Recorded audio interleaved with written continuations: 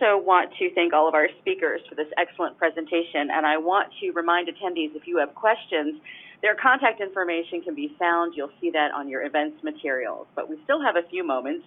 So I'd like to go ahead and get a question in if we can. The first one here is going kind of back to the method on collecting data.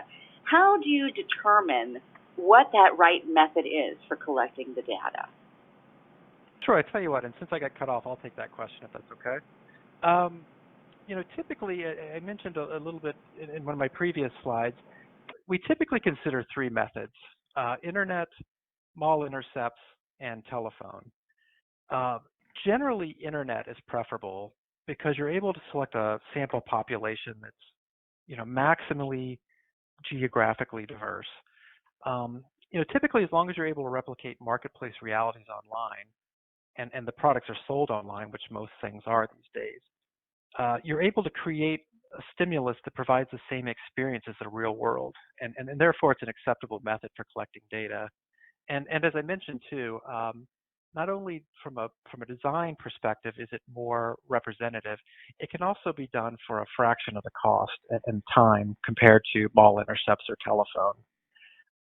That said, mall intercepts are sometimes used when it's important for a consumer to be able to actually physically touch and feel a product, or if respondents are going to take the product home for say, an in-home usage test. Therefore, a mall intercept is generally the preferred method. I would say telephone interviewing used to be a lot more prominent. It's used a lot less now, but it is sometimes used when it's a hard-to-reach population and maybe visual stimuli isn't used, and it's only audio. For example, when Jackie was talking about the other white meat, respondents didn't necessarily need to see the stimulus; they only needed to hear it. So that's typically the process which you go through to determine the method. And can we talk a little bit about the number of respondents that would be needed in a test group and a control group for a survey to be valid, and maybe refer to other cases that have spoken to that? Yeah, I can take that one too. That's a really good question.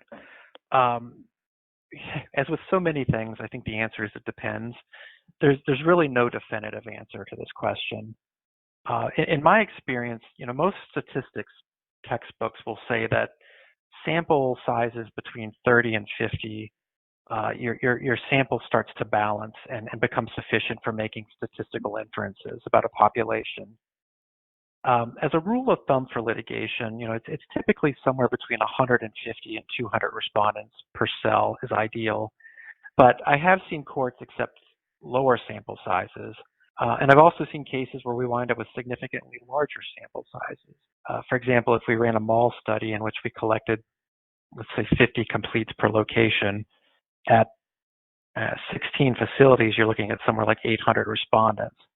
So I think the answer, as I said, it kind of depends. It's really less important about the sample size and more important to ensure that your sample is representative of the population you want to survey.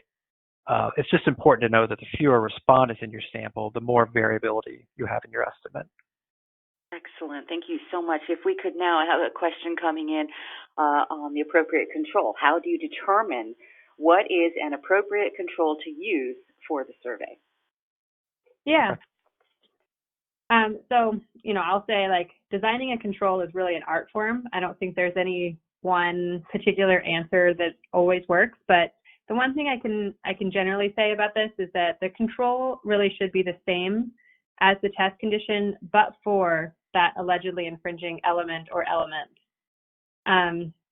That way, when we try to look at the difference in respondent ratings between the test and the control, we know that the difference between the test and the control can only be attributed to that allegedly infringing element. So, for example, in a word mark, this could be something like changing the allegedly infringing word to something else that perhaps has maybe the same meaning as the element at issue, but isn't infringing.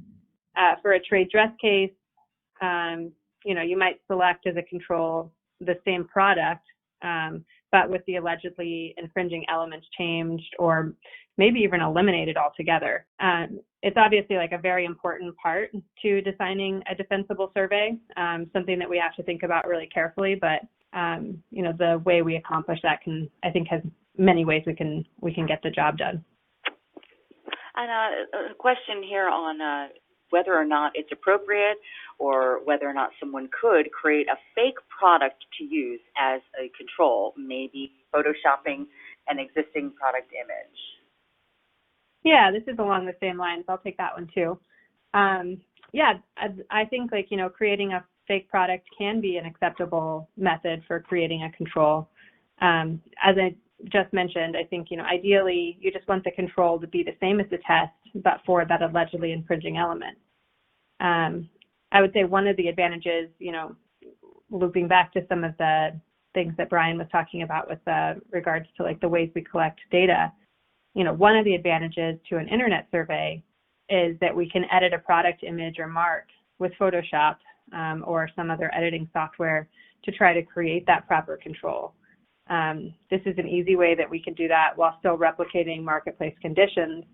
This gets a little bit more tricky when we're talking about small studies because respondents are needing to see an actual product and kind of interact with it in the same way they would something that exists in the marketplace.